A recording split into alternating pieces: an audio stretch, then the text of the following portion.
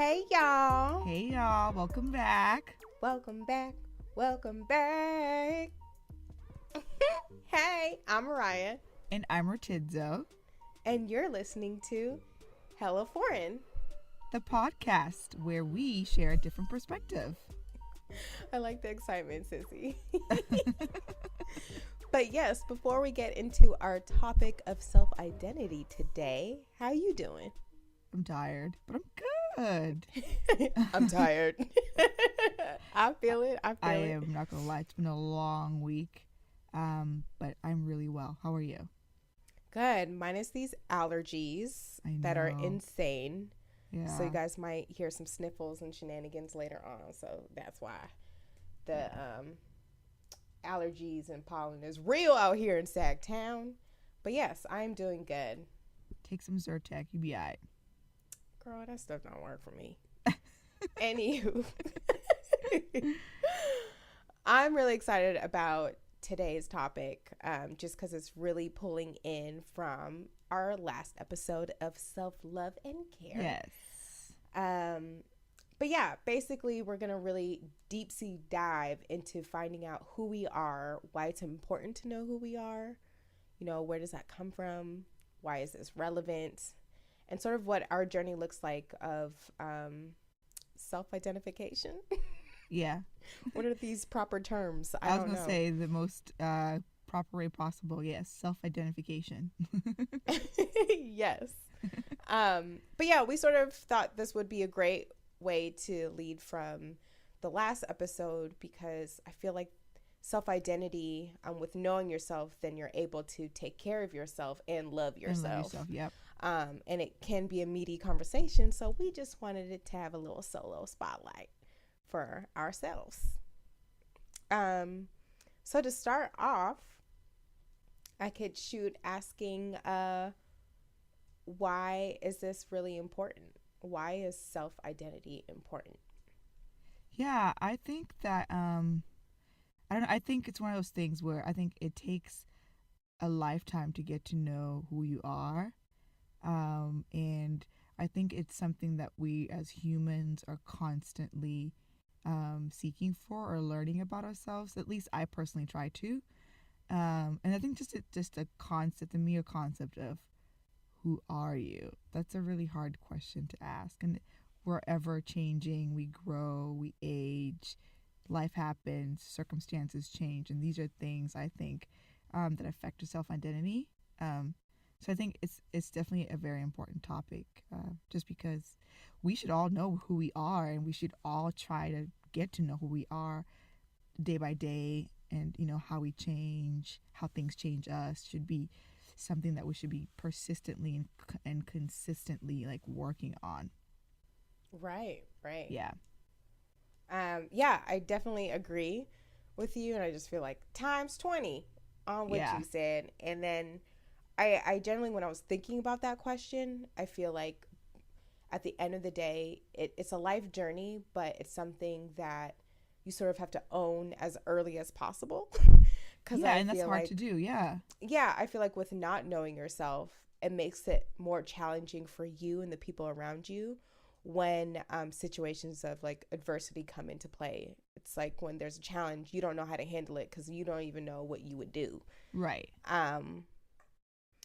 And so yeah, so I feel like outside of knowing your identity, you can be easily influenced by others and persuaded to do things that you probably wouldn't want to do. So yeah, I think for those reasons, in addition to your points, that's why it's really important that we keep the conversation going. Yeah. And I also, just lastly, realizing after finishing that sentence, I feel like not enough of us ask, especially Black people in our community, who are you and how do you self-identify in the home or, with your friends or in the community. Yeah. So definitely think that's important. Yeah. And I think that's also it's a hard question to answer too. But let's dive into it though. Let's talk about our journeys for a little bit. Do you want to share what your journey's been like, or just like a couple of things that you've realized or identified rather about Right. yourself that you want to share with the pod. Yeah.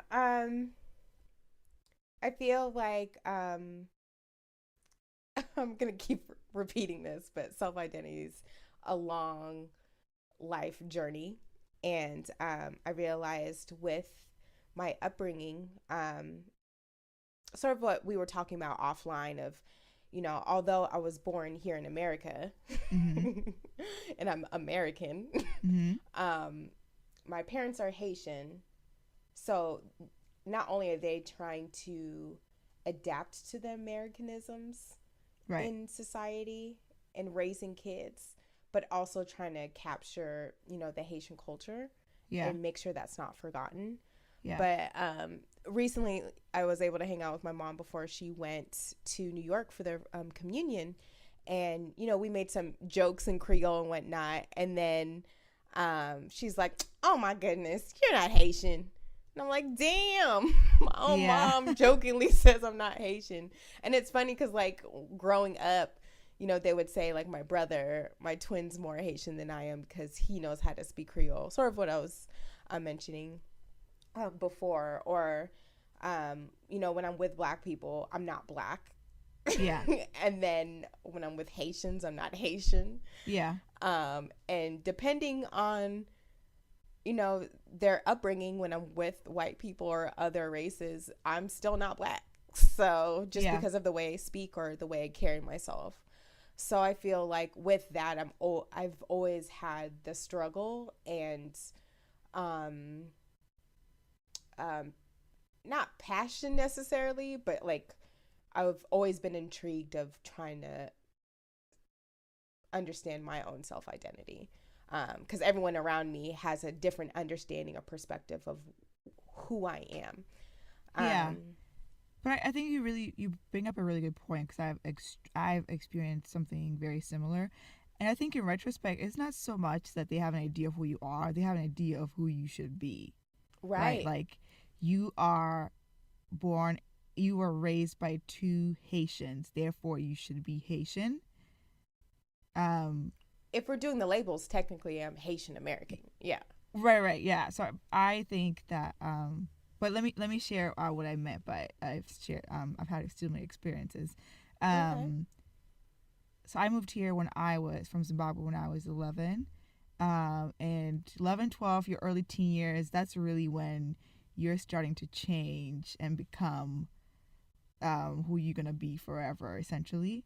And I think those are the critical years in terms of your growth. And so here I was born and raised in one culture, and now I'm transitioning over to another culture, and I'm not a baby anymore. So I'm have to learn this new culture very quickly because I'm living that culture, right? But then there's Right. that sense of like betrayal from your own culture, like, oh, how much of that am I going to be able to retain? I'm so young. It's like I feel like some of my culture practices kind of stopped at 11 years old because I learned a new culture from there forward. And yes, that's not considered being Zimbabwean anymore. I'm American at that point. Like that transition point, it's like, oh, you're no longer Zimbabwean. You're now American. And I felt like Yeah. I had a hard time with that label for a while because I was just like, wait, why are you discounting the fact that I'm Zimbabwean or just dismissing it altogether? I am still Zimbabwean. I was born and raised there. I speak the language. I my blood, like you know what I mean. Right. Um, but it's just that that expectation of, well, if you are Zimbabwean, then you should act that way. So what does that even mean? And all these other things that go into the social norms and these labels. So I completely understand what you're saying, but I still don't think it's the perception of who you are. It's just who they think you should be because of those labels. Yeah, or who they expected you to be. I think Yeah, especially when the parent role comes into play, yeah, they they have raised you. They taught you how to walk, how to talk. You know what I mean? right, They built this image while watching you grow as an infant, of this is what my kids are going to look like, or here's right, how I want them to look like. yeah, Um, and I feel like just to sort of bring back sort of what I shared in the first episode of this podcast is my dad came to the US when he was 7 years old. So he had a lot more time of understanding and learning the American culture than my mom did, who Yeah. came here when she was 17 years old. So I feel like she captured more of the Haitian upbringing with cooking dinner, with Haitian meals, or, just how she raised us when I was pretty much all Haitian. But yeah, I feel like, especially going into the school system, that's another big reminder of, damn, I don't know who I am, because everyone else around me has their own image of what I'm not, or what I should be, or what they expected me to be. Yeah. High school again was another, like, oh my gosh. I went to Northgate High School in Walnut Creek, California. Hey, y'all. Go Broncos. But I think that was really the time where I was forced to constantly self-internalize my identity.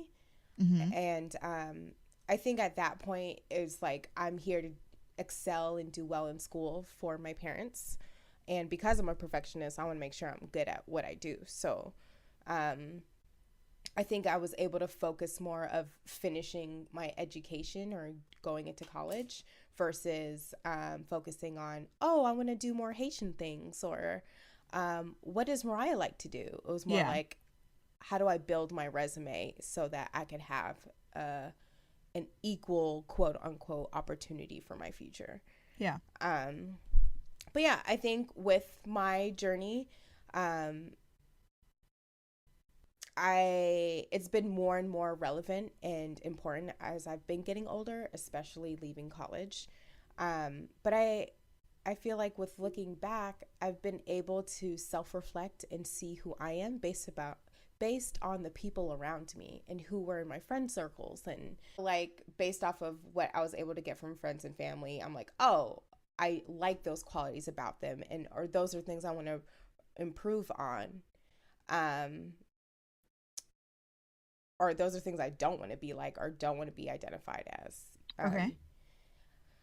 So it's a meaty, I didn't really give specific things of what I do to grow my self-identity, but I just feel like because of my upbringing, like it's always been on my conscious, and it has been, going higher and higher in my consciousness as the older I get. I was going to say, like, where do you think was, like, the pivot point where you were like, screw what everybody thinks I am and who I should be. I'm going to focus on myself and really try to understand who I am and move on from there. In a simple answer, college. Okay. But in a more psychological response, I thought of Shrek. Hey, I'm an onion, all right? I got layers. You just keep peeling back, and as I get older, I'm still learning and growing in myself. But I think with college, like, I got to leave home. Like, I was so ready to leave home, so I was really excited. Yeah. Like, finally, freedom. And it was like, also being separated, from my brother. So it's like, I feel like through high school and whatnot, I was always linked to him, not only because we're twins, but like through our friends and things like that. Yeah. So I used him as a crutch, I would like to say. But with college, I'm like, hey, it's only Mo over here. So who am I? And I really feel like, shout out to all my girls and King in Sac State, but I feel like being able to be forced in living in the dorms and, meeting Jasmine and Stephanie and Ariana and, everyone from the Bay, and growing our own home base and group. Like, that's truly how I was like, oh, this is who I am. Or like, everyone knew, like, I'm Mo, who loves to cook, is low-key uptight and a perfectionist. And, the list goes on. Yeah. But then, it being more relevant, after leaving college. And, after living 5 years in a rampant, chaotic way, reevaluating like what part of that college experience was me, Okay. and what was more so influenced by others. Um, Being a part of a fraternity and other organizations on campus, seeing like I could be the life of the party or never want to be at a party again. Like I'm at this point where I got over going out to the club scenes and stuff very early. And when I say very early, y'all, like during school, I'm like, I'm over it. Like 22, 23, I was good. I'm like, I had the experience. It was fun. I Yeah. know what it looks like. But I'm good. Um, but yeah, that sort of answers the pivot. And I think, as we get older, it'll happen again. Anytime you look at a benchmark in your life, or I'm about to turn 30 soon, who am I? Um, Who are you? who am I? But yeah, what throwing sort of we sort of jumped around in what our journey is, so I could ask follow-up questions later or share later on what I specifically do Okay. for self-identification. But for you, in your upbringing, where do you see you realizing the importance of self-identity, or saw that you started to pursue that as part of your growth? Like, hey, I'm working on myself so I could know who I am. I would definitely have to say senior year of high school. It's when all things changed. Um, I got to a point where I didn't really care what anybody else thinks. And I knew at that point that's what was happening because um, high school is like one of those places where I feel like is a great place for you to care what people think. There's so much going on, so much changing. Your friend groups, what you wear, who you like, who you hang out with, what you do. Like it's all gets scrutinized at the end of the day, and it's all about like that keeping up that image. And I got to senior year, and I got sick of it. So, um, I realized that I didn't really care what people thought. I didn't really care what my accent sounded like. I didn't really care what people thought about what I was doing. I liked to spend the time in the library during lunchtime doing my homework by myself, as opposed to sitting out with friends gossiping. I liked going to see teachers. I liked being reading. I liked a lot of different things that are super nerdy, but I think for the longest it was like I was in denial of it, and I just started owning it. And I Okay. I felt like things have been great ever since. Um Quick question. yeah. Do you feel like that shift was happening because of senioritis? No, not at all. I think it was just being so sick of trying to be part of that image and you don't know what the purpose of the image is, right? Maybe the purpose was supposed to be popularity or some kind of recognition, but it's just like based on who gets to decide, who are you trying to please, you know what I mean? So once I realized that that was just dumb, I was just like, oh, I'm over this. And I just started doing my own thing, and I found it to be much more pleasant, and I was much happier and so much freer. uh, I could do whatever I want. I could wear whatever I want. I didn't really care what people think. And I started to also notice that once I started owning it, people saw that and people started appreciating me for it. Um, it was, Yeah, you know what I mean? Like because you, that's like you. yeah, like you seem to be doing whatever you want to do, and it's like that. There's like a certain level of radiance or something, and people see it. And I didn't get any hate for it. I didn't get any backlash from it. I feel like people were still as welcoming and people still love me, if not even more, to be honest. So that was the first transformation. The second one definitely happened. I would say after college, because college is another level of keeping up with images and different kinds of images, but you're still finding yourself. I think after college is I'm working now. I'm responsible for making a life for myself. Who am I? What kind of life do I really want to make for myself? And I think that one was a lot tougher because there's so much more at stake right? I have to financially provide for myself. I have to maintain my physical well-being, my mental well-being. Your friends leave because you're no longer in college together anymore, and you now start to work. You have to make friends in adult sense. You got to step up your professionalism game. There's like all these things that happen. Yeah. um so I think some of those things are really, really hard to accomplish if you don't know who you are and what you like. And when you get older, it's like you don't have a template, you don't have follow this.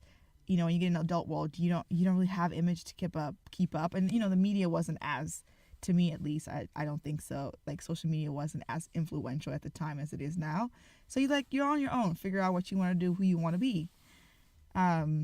So yeah, that was definitely the second mass transformation, and it's been like little bit and little bit ever since then. 26 now. Okay. I feel like it's been forever. But I definitely want to go on a quick commercial break, but before we do, I did want to ask a follow-up question, sort of when you were describing your senior year of high school and then again your transition after college.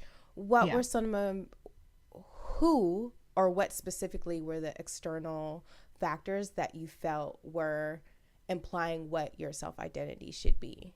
When you mentioned in high school, like you got tired of the expectations. Yeah. Where were these expectations coming from?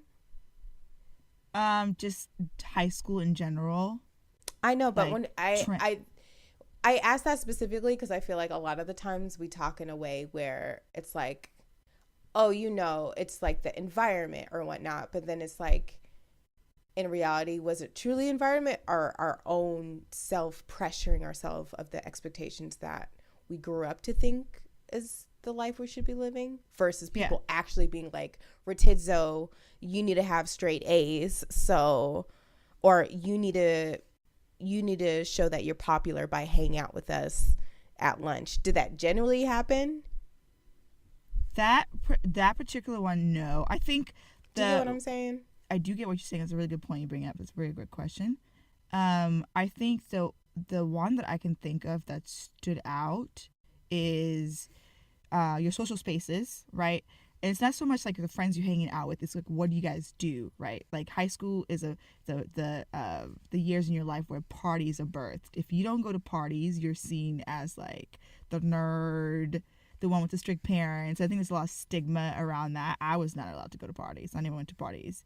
And again, it's not something that I took personally, but it's something that I noticed. Like, if you don't come to back to school on Monday talking about how the party was, if you didn't go, if you didn't get invited, then you're automatically put in a different sort of class of people that's lower than the ones that people who went to the parties and who were invited.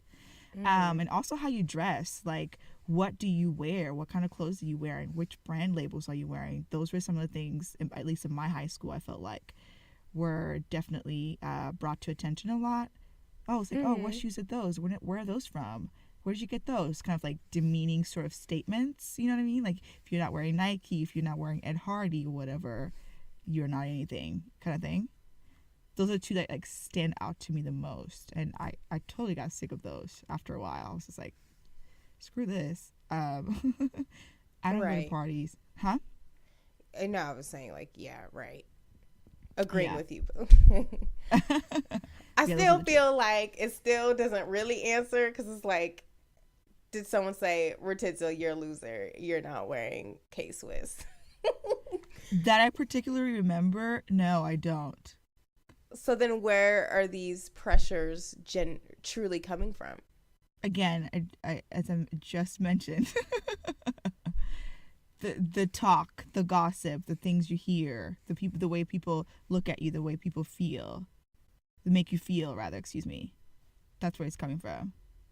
Okay, I'll take it. I mean, I could just agree with you. That makes it feel better. Well, I guess I'm grilling you because I always had this perception, and maybe it's just because we were close, but I felt like you were like the popular kid. Like, you were smart, Absolutely. You did well in your classes. You were very social with almost every group that I can recall. Even there's times that you visited, my high school and whatnot. You became friends with my friends. So it's like, where are these expectations or unpopularity and all this and that coming? I never thought you felt that way to that extent. Yeah, but I think that that's a good point you bring up. But honestly, all that didn't happen. If you really think about it, that didn't happen until senior year. Girl, my memory, I'm digging. I'm I'm like, digging. yeah, I was I'm trying to like, think was of like it? the time, like your friends I met in high school. That all didn't happen until senior year of high school. Or maybe it's just because that's when we started it. Like, that's when I was driving and had a car. So, True, and you got to see more of it. Yeah, but other than that, no, I wouldn't say I was a popular kid. I think I've always got along with everybody, but that's just me more on a peaceful level. I don't really have hate um to or malice towards people to be in general. Um okay. I wouldn't say I was hated either or like bullied or anything of that sort, but there's still like stigma in the air. Like just you know what I mean? It's just like and you're so young. You're like trying to process it all, trying to understand why and all these things, and I just feel like it's just that time period in your life. None of it makes sense, but in retrospect, it was just all dumb. Yeah. And I guess part of the growth process. I don't know. Yeah. Yeah. So, yeah. So, we'll take a quick break, and I think it'll be a good way to follow up on the specific things of that we do or practice to help get us on track of owning and growing our self identity, what those little things look like, and then closing out the show with our share circle.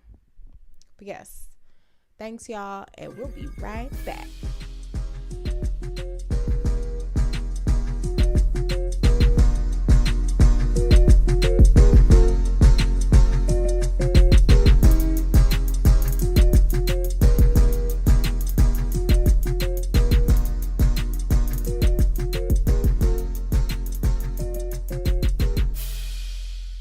Hey, y'all. Hey y'all. And we back, and we back. So, yes, to sort of recap on our self identity journey Yes. and closing the conversation, I wanted to ask you, sister, what are things you do now to help um, check in and see who you are and know when you have to find yourself? Yes. Or when you lose yourself and need to find yourself, what are the things that you do? I spend a lot of time analyzing my thoughts, actions, motivations, pleasures, pain points in every aspect of my life. In other words, I pay attention to myself really well, and I do so just to notice anything that changes. Um, and with that change, how does that make me feel? How do I react to it? How do I deal with it, etc.? And that really helps me maintain my self identity and keep track of who I am and what I like and what makes me. So that's one thing I found to be helpful. And ways to do that, I would say, really like contemplation really helps, and talking to people too. I think that sometimes you don't always have a good understanding of your actions, what you do, and talking to other people in certain situations and getting feedback, they can also tell you how you're acting and how they perceive you. And between your self perception and other people's perceptions, you can try to bridge the gap and really try to understand who you are. So really spending a lot of time with yourself, talking to other people about you and what you do, I think that really helps me analyze my thoughts, actions, and everything else, and help me keep up with myself. Okay. Yeah, but what about you? Before we talk about me, I'm a little curious. Yeah. How do you know when you're actually losing yourself or losing a sense of what your self identity is? I think probably I go into like a sunken place, if that makes sense. A, Okay. a, a place of like loss of self control and just things don't matter anymore. I lose importance. Kind of just like I let go Okay. and anything goes, anything happens. which is not good because, again, I think you have to practice a lot of self-control to keep yourself together, right? So, yeah, I would definitely say I just go into a sunken place, a place where I let go of myself and I lose myself. That's when I know it's bad. Okay. And I think signs of that, I mean, being sad, maybe depressed, or stressed out, but not even stressed out, just like just not maintaining my well-being a lot enough or at all. Eating a lot is another thing I do. Okay. When I feel like I'm losing myself, I just stuff my face.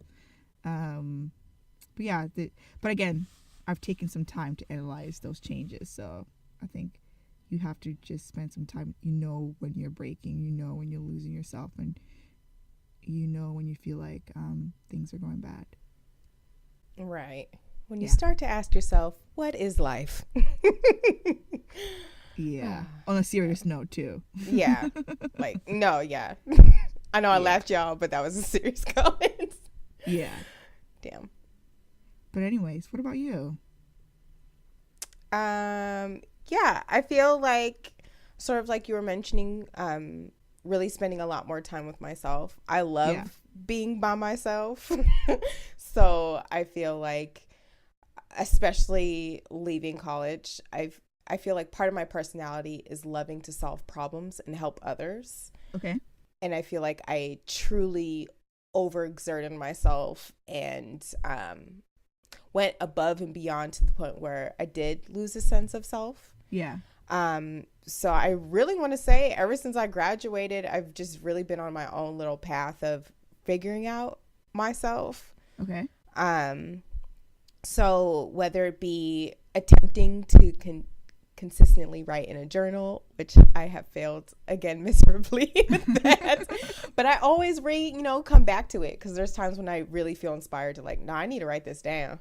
But then, some months pass and I'm like, hey, y'all, I'm back. And it's like, girl, you didn't record nothing. How can you really truly reflect back? But yeah, I've done the visual board a couple of times, printing out pictures, doing the magazine cutouts of things that I want to accomplish in my life.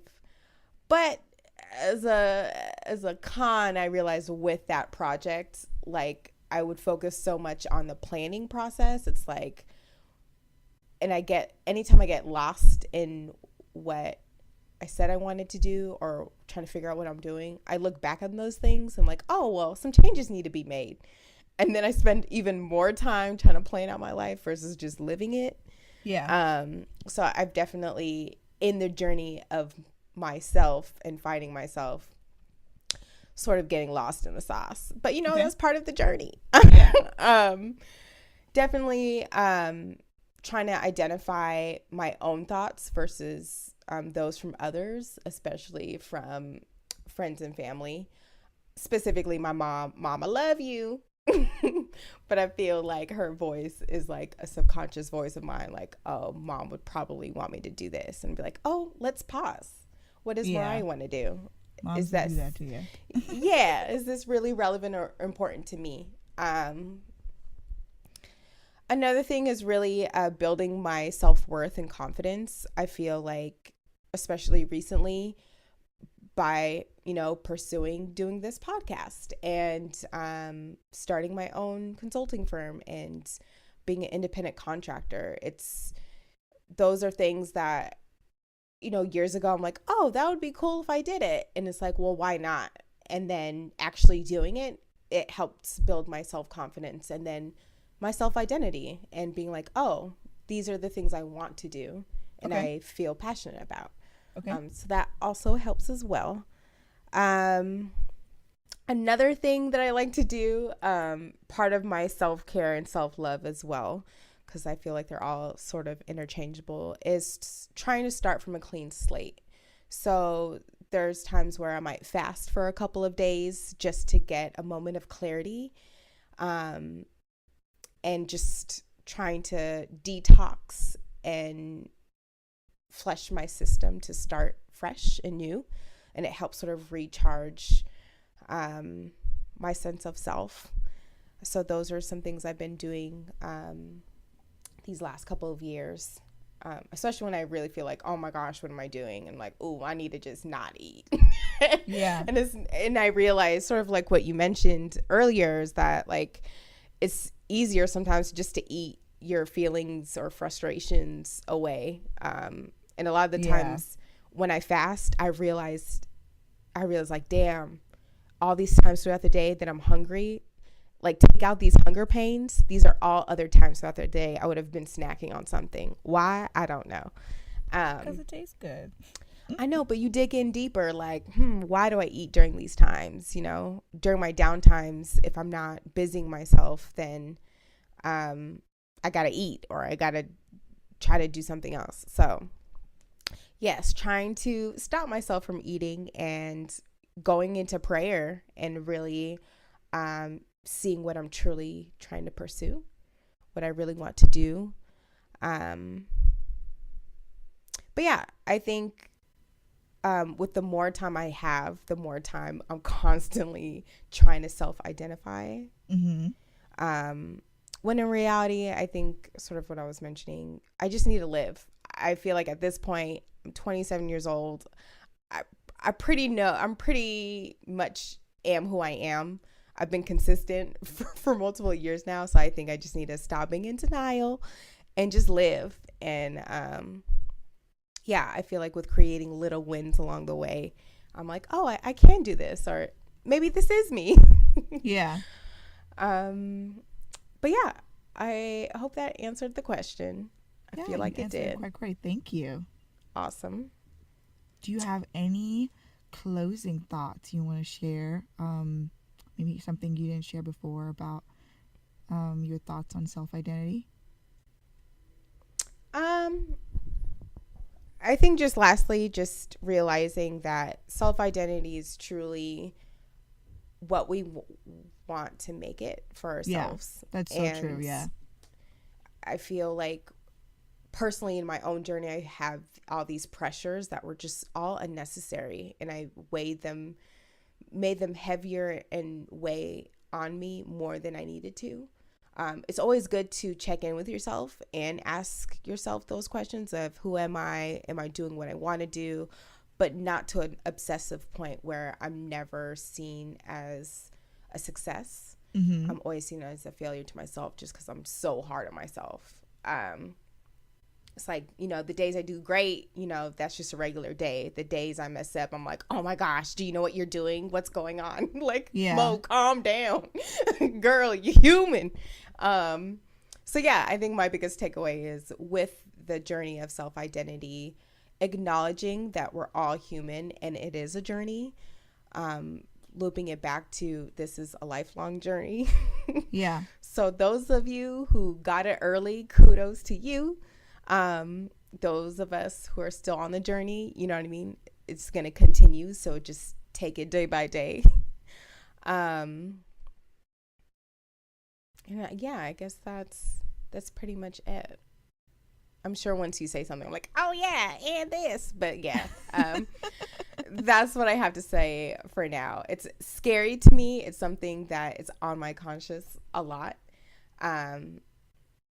Especially like as an entrepreneur and as I'm getting older. But yeah, always check in with the people that love and care for you and that have been with you, I know, for the most time, to be like, hey, am I tripping? Or I need help, or, maybe getting a mentor. But yeah, I'll leave it at that. How about you, sis? Um, what I want to share with the world. I think echoing some of the things you said, or reiterating rather, it's definitely a lifelong journey and it's hard. Understanding who you are is very hard. And I think that there has to be a high level of acceptance too that comes with it. Because I think a lot of times when you do try to spend time denying who you are, that takes up a lot of energy and it kind of diverts you from understanding who you are. But the quicker you get to understand yourself, the quicker you accept who you are, I think the better life goes. Whether it be trying to understand your actual personality, what's your cultural identity, what's your sexual identity, what's your social identity, all those things that make up you as a person. um I would really try to understand those things every single day, how they change, how they affect you. When they do affect you, what changes after that? Is it the people around you? Is it the job you're in? Is it the food you eat? Like, what is it? And I think it's beautiful, scary and hard, but it's fundamentally and profoundly beautiful. Mm-hmm. Um, and I think when you understand yourself and you know yourself, people can see that and people respect you, and I think people look at you differently too. Mm-hmm. And you also see yourself differently, but in a very positive and confident manner, and that's a good thing. Right. And Yeah. I feel like it's less work to enjoy and live life when you're not worrying about all those things. Once you embrace who you are and what you want to do, then you're not worrying about it. So it just makes, Yeah. things that much easier. Yeah. But nicely put. Love Thank it. you. Love it. I'm sure we'll have a part 2, 3 in the future once we check in later on. But if you guys do have tips and tricks or shares that you want to bring to our attention about your self-identity, self-love, self-care journey, please let us know. I'd love to hear maybe some things that you practice or do to help find yourself, Yes. love yourself, and take care of yourself. But yes, let's end with our share circle. As you guys know, our share circle is where we like to highlight awesome things, whether it be things we watch on TV, things we've read on social media, shared from the fam. Sister, what do you have this week? I just have a couple of things, and by that I mean I literally mean two. One Which is is a couple.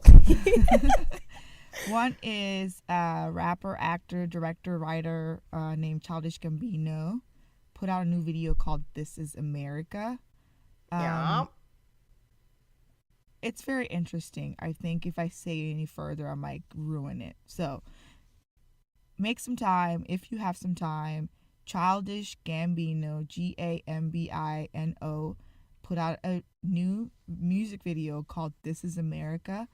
Go watch it and share your thoughts with us. I'm really curious to see what you thought about it. What was your takeaway and your interpretation of what he was trying to say? And then second, random share is everyone out there, please try something new this week. This is something that I live by on a daily basis, and I thought I'll share in our share circle this time because we always share like tangible things, but try something new. I think it's very important in sort of like your growth, and I always think that when you try something new, it creates a certain level of discomfort, and discomfort is always good because, again, it's a moment to get to know yourself. It's a moment to learn something new.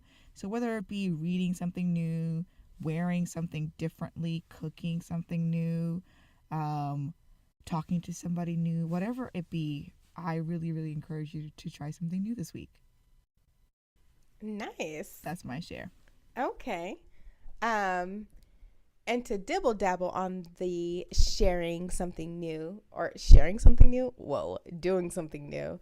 If you guys are in the Sacramento area, at the end of May, on Thursday, May 31st, there is a Black in Business networking social event and mixer that's happening.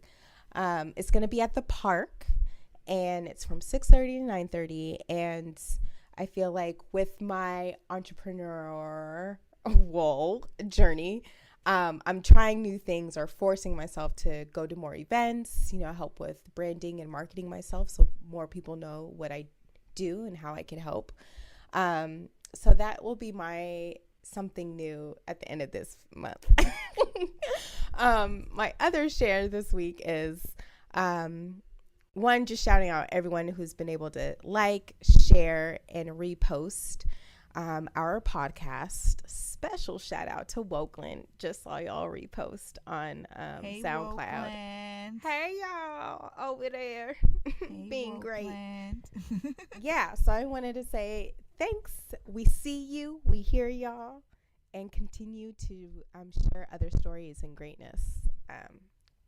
Yes, because we're living by example. Yes. But that is our show for this week. Thank you guys for listening. And yeah, more to be continued. Till next time.